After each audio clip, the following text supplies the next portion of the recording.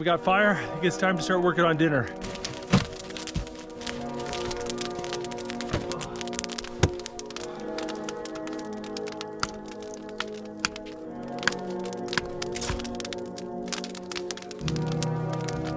Gloves are a bit wet. I'm gonna go dry them by the fire.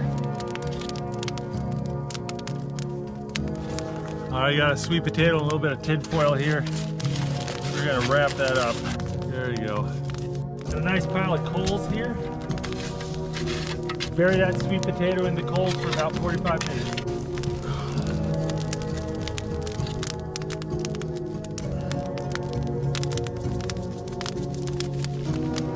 Most foods cook at around 375 degrees Fahrenheit.